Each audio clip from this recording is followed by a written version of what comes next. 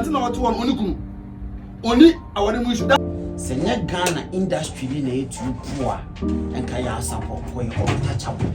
Is that how we are going to treat our legend? Obi yare dampem, not Obiao Yaw Sarpong. Yare dampem. That's an yere. And to me, and who know I'm familiar then so na me to sana mo wa station and now Auntie Naa.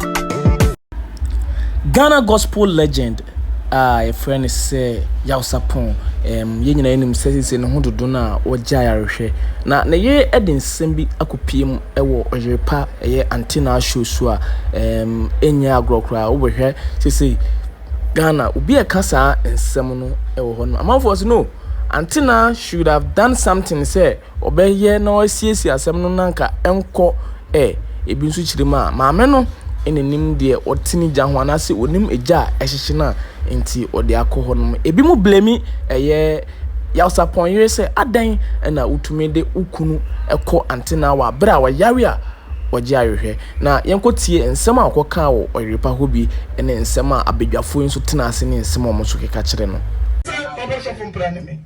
Auntie Naa dene chese Yaw Sarpong plan Tiwaah e ba cho emre bi dene man ye wo se wow, okay, what's what quadao? What if you requested the buy? One won't I won't some tea. Dear, no one who ever say, Yaw Sarpong, name Planet Tiwaah. A patrol, and near my own yellow. Ebenezer, say, may make corona on person make corona. Or person one and a tenor. Tell a woman too. South to her own team not from 2 months. Okwa careful. But when you say that's been out to Mario. But our guess, but on your worry. As well as the know, sir. Man 70. But I'm a busa or was And what you between woman and a friend Yaw Sarpong has been issue what that's why a woman team bomb as our default. So you go back and have to say, I didn't know one team bomb as our default. Differences. My issue is that how we are going to treat our legends? Really? So we did legends at some now. We are our default. And you're legend. Once they be as soon as they become of your house, say, I want to be about social media and engineer could be at that. Yan can't want some social media, yan can't want some media and so. And to oba pa so don't na ukun yare dam pema sabre na ukun sika ho se o se dan ukosi dan okusika na other store won jensi o se yan on first kan no on koto dan bi o musi so on kosi dan se sabre we ukun yare dam pema ne se oba no oba bo ne se so so kura na me di Auntie Naa ho ya ene the entire friends by the me di omo ya pa o. Is that how we are going to treat our legend? Obi yare dam pem, not Obiao Yaw Sarpong. Dampem. That's an yere and to me and who know I'm fair there so na me to sana mo wa station and now Auntie Naa what na ho. After we say Obi Auntie bi. I mean, is that how you're going to expose our legend? Auntie Naa what one only kunu. Only our name issue. That ben on American there wa abontila. You see, we should learn. Yeah, sense who na ye na eya dos no do. Some mediocrity in the media and it's getting too much. How can you discuss assembly with this sensitive issue with our lesson plus will be say yare awo prime time nanka why dey na yanka kokobna say am fani dey am man ni dey sana ade no bayo. We should respect our legend Yaw Sarpong ayare dem pom na say dey kwa dey aba mon ko mpani for us. If you think say you want to do any good you don't come on there. You go to them now. Even the man himself why do himself no only the packet wa why do any the packet wa Yaw Sarpong na mun any the packet wa as na wale some can anya asam keto say obetina now come for them for fans for them, and we should get serious. That woman herself is not serious. Nobody should take her serious. That women kind of first and bad money now o kwa boro so careful bi ni o because so you bad money kwa na onye ne nampem uku enyere nampem engine da ya support ya o kwa na 2 years ni and until afiance over bonti because of say discover ya oh yeah sure say na o kwa na o say anu nti o first kana ma no ko na also yeah, is that what you are trying to tell me? Say me kwa America da nti me si wo fem ti wonye fe. So the young ne the eti ne the cost we afie mu no. So atase ye ene ye begina so akasa asem we sei ne tie. Ene nkofo bi ana omo nam no. So atase ye enti me gina so de ka bibi. And would you legendary part no ene ye problem. You see, your nkofo bu o my hold o high esteem.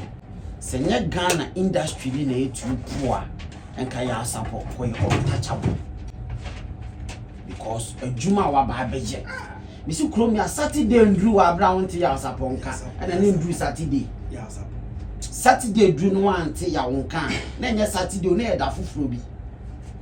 And obey your way here, we hear Yaw Sarpong whether or their present and I say a born record.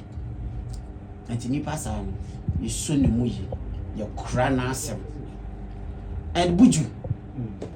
Say your legends no enani ne ya ampe bibi amfa nkroma nti enai boys ya omo ba ebuju omo ntimi meka Yaw Sarpong asemi bibi because enai die mu ya na ne yire no ya be fa ne se bia wa anya Oyerepa because of say odu kuna sem aba abonti na buju e dia na wo kitchen wono ma yeso water opie be hinto abonti. It's a baby is so hotter.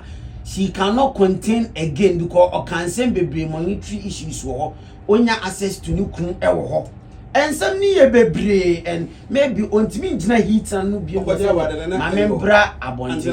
Na buju me say me sama me kan ya on Toronto no me say sa asam ba na open here enchichire mu nya. Obi antie ni me say asam ba na open here enchirechiremu ehunya buju enchirechiremu na de abufuo ba because asem bi wo obi be kan na okrafos we hye ni tirim etime no ko ba nyina say na odwe fa me ho.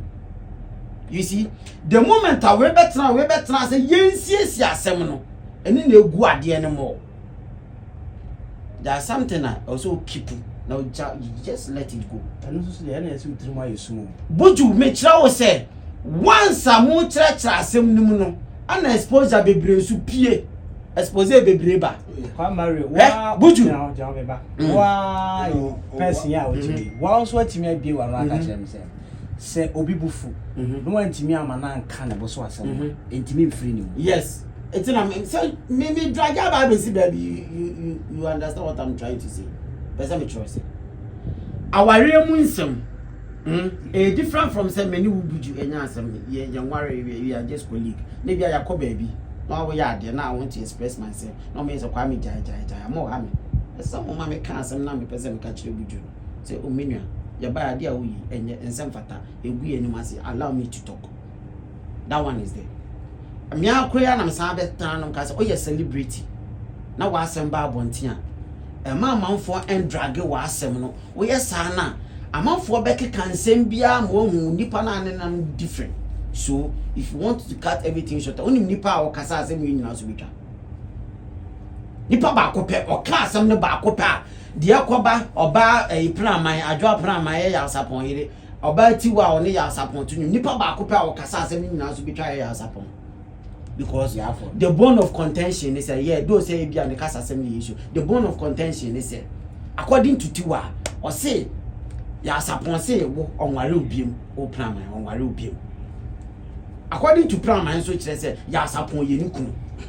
So it takes Yaw Sarpong pe no be cast and I'm see it takes Yaw Sarpong pe no be cast Tiwaah. Those say me no na ye adwuma but you can't talk to my wife like that.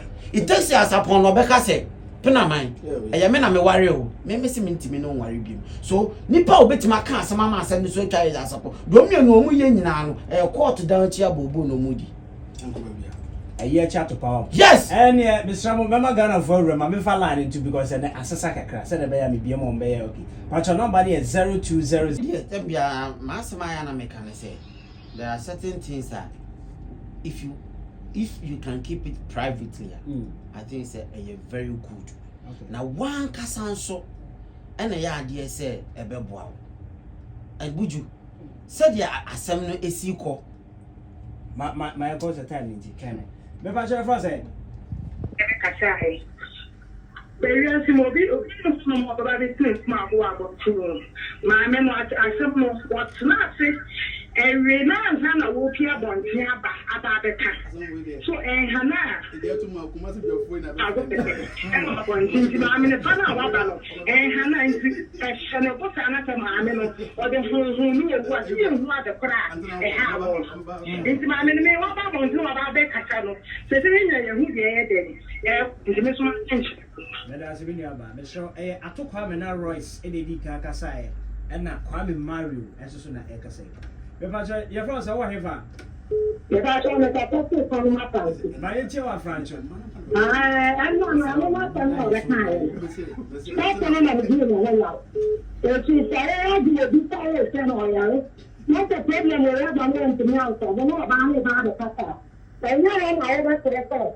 You marry and say that I want to be union. They know that they are a one. They cannot extra. Okay. But I said 0200 or some type of new people who may cast a henna and honestly say, I said, I quite constant say Tiwaah Bribia and I said, or call a canes or I said, or Yard maybe no Tiwaah hen. And I will swab it. I will be busy as one. I don't think so. Mammy fan of calling him. Your first, how familiar.